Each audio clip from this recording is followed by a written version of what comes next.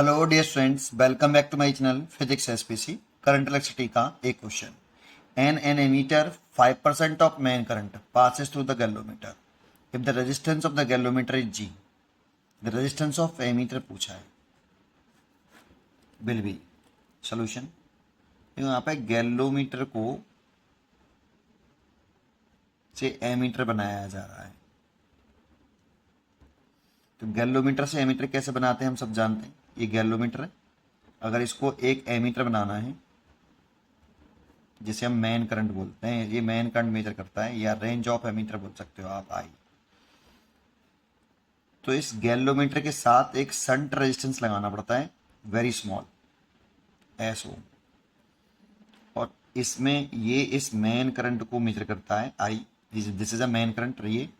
और इस main current की इसमें फुल स्केल डिफ्लेक्शन में जो करंट है गैल्वोमीटर की, ये वेरी स्मॉल करंट मेजर करता है, 5% मेजर कर रहा है मेन करंट का, 5% ऑफ मेन करंट।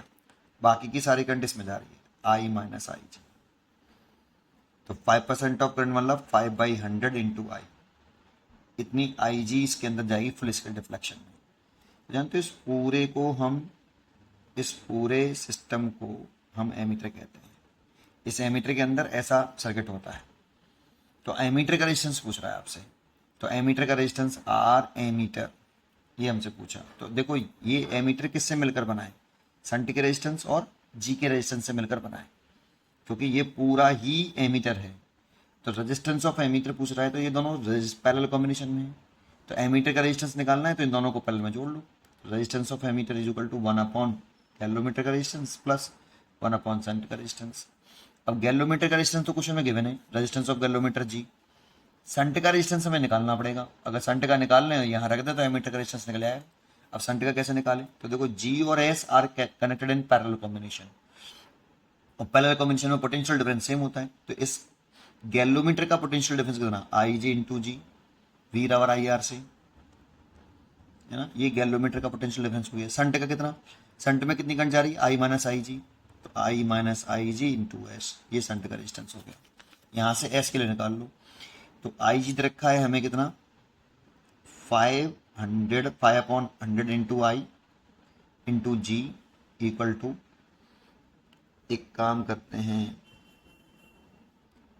पहले इसमें से अंदर मल्टीप्लाई कर लेते हैं और आई जी को इधर ले आते हैं।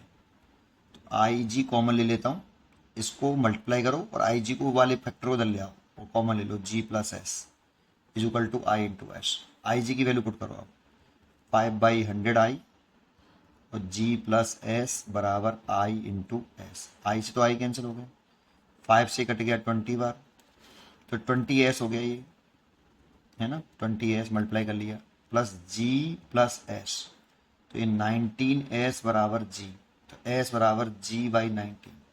ये तो शंट का रेजिस्टेंस निकला है, इसमें वैसे चॉइस भी नहीं है, लेकिन ये रेजिस्टेंस किसका निकला है, शंट का। शंट का थोड़ी पूछा हमसे, ammeter of resistance of ammeter पूछा है, ये पूछा है।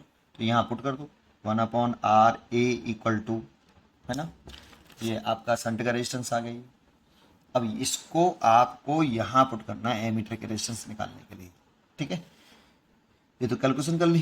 तो ये कितना आ गया आपका, 1/G, तो G है, और S की वैल्यू है G/19, 19 ऊपर पहुंच जाएगा।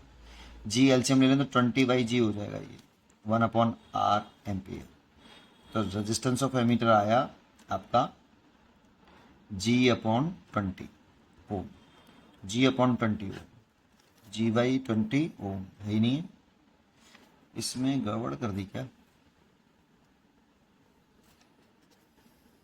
इसका आंसर यही होगा भाई, इसमें ये गलत चॉइस दे रखी है, इसमें आप चेक करना है इसको। मेरे हिसाब से तो यही आंसर होना चाहिए, मैंने गलती तो कहीं नहीं करी, बिल्कुल करेक्ट है। कुछ यहाँ गड़बड़ कर दी है इसने चॉइस में, G/20 होना चाहिए था ये, ठीक है। चलिए इतना ही आंसर होगा पक्का। पढ़ते रहिए और खुश रहिए।